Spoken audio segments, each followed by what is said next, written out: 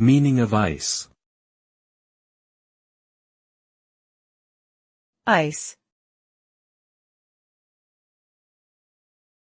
Ice.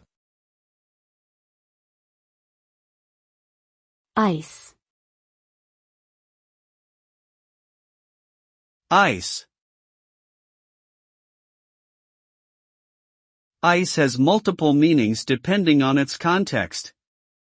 It can refer to frozen water, a drug known as crystal methamphetamine, a slang term for diamonds or other expensive jewelry, or even a slang term for a cold-hearted or emotionless person.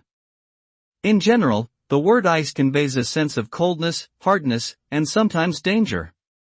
Its most common use is to describe frozen water, which forms in nature and can be used to cool drinks or preserve food, but it has also become a popular slang term in modern culture with various connotations depending on the context.